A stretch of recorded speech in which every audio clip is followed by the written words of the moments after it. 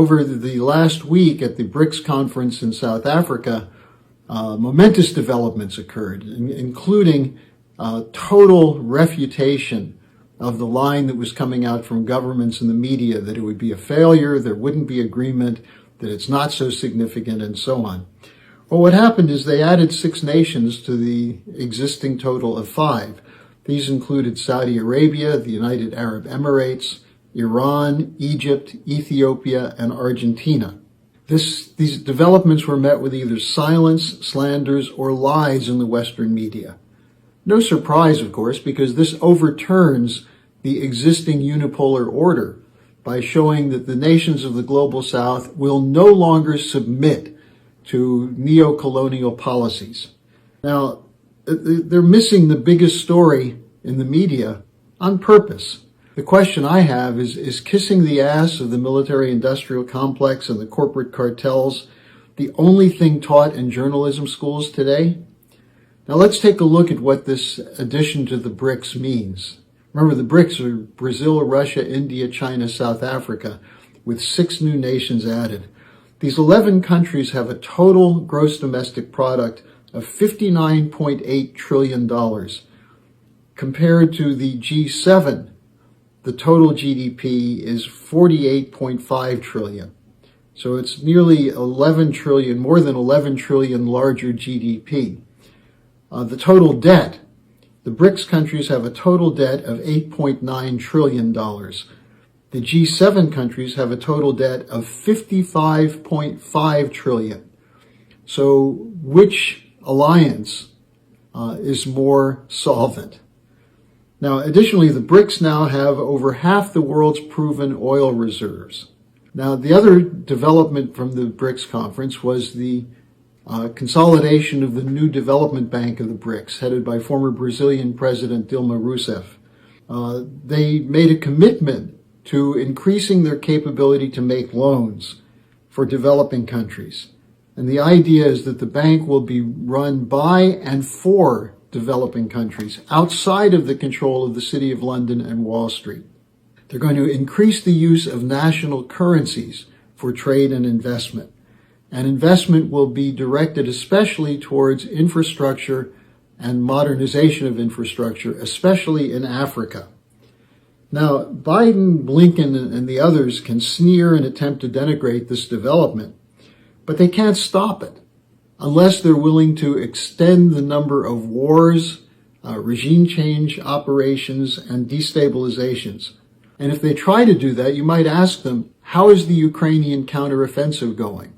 Do you really think you can afford more wars and the danger of becoming more isolated from the rest of the world?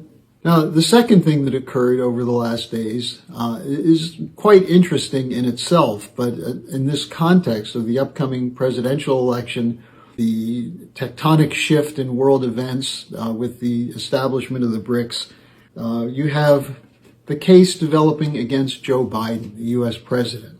Now, there were comments made by former Russian President Medvedev, which are quite interesting. Here's what he said, quote, "Biden has long become Ukraine's hostage due to his deep involvement in Ukraine." Of course, this is a reference to Biden's role in the 2014 Maidan coup that brought the current government into power, and his commitment to the war against Russia being funded and armed by NATO and especially by the U.S. Medvedev went on to say, quote, "He is involved there mentally, politically, and economically, which besides his intellectual abilities, has tied his hands entirely," unquote. He went on to say, "This is sad for the U.S. and for Ukraine, that the U.S. is sending huge numbers of soldiers to certain death." Medvedev concluded by saying that the only reason for this is, quote, "the Biden family's deepest involvement in Ukrainian schemes," unquote. This, of course, is a reference to the fact that the Biden family was directly connected to Ukraine through Biden's son, Hunter Biden's involvement with Burisma, an oil company.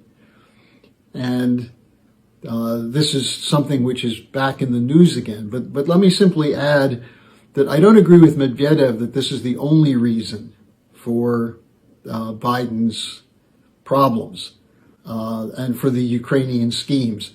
It's also related to the BRICS, the development of the BRICS and the attempt to weaken Russia.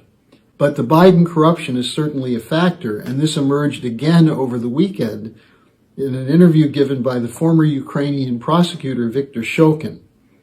Biden bragged in a January 2018 television interview with the Council on Foreign Relations that Shokin was fired after he threatened to withhold U.S. aid from the Obama-Biden administration unless Shokin were fired.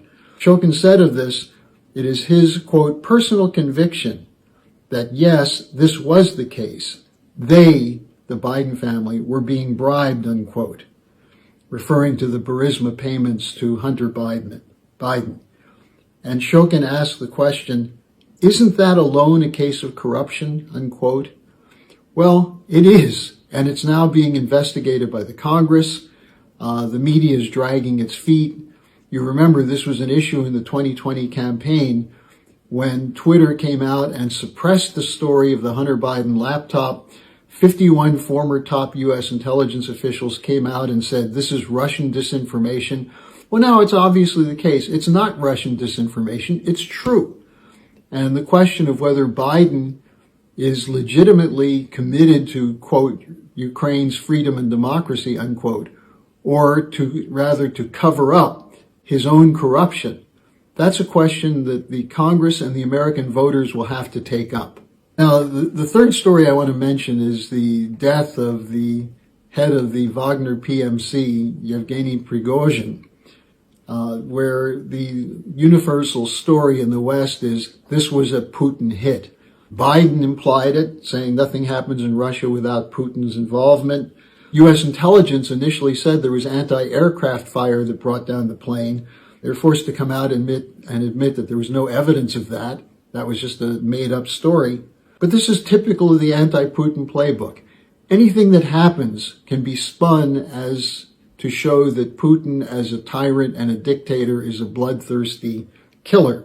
Now, there's much more to the story of this because Wagner not only was involved in crucial battles in Ukraine around the city of Bakhmut in particular, but Wagner is playing a crucial role in defending African nations from so-called Islamic terrorist groups. And the Wagner role in Africa has been critical. And we see it now coming to a head where the anti-French sentiment in French West Africa has emerged, with the latest being the coup in Niger, the threats to send in military forces to overturn the coup. Well, the coup is an expression of Nigerians' military rejecting the role of the West in its so-called counter-terror efforts. And not only that, but it's unfair trade practices, it's looting, it's predatory looting of the resources of Niger.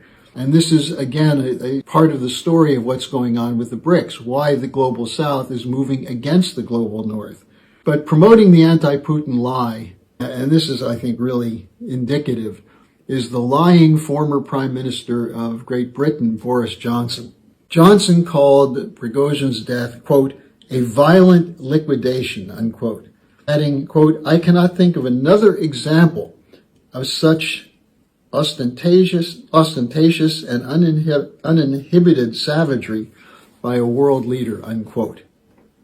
Well, first of all, he's saying this with no evidence of any involvement of Putin or the Russian state.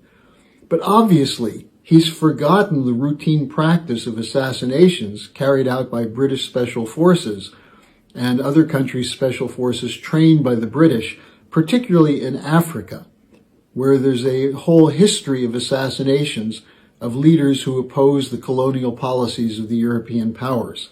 So here we are in a situation where we face the potential for a new beginning of mankind based on cooperation, not based on geopolitical division. And the problem is you're not being told about it.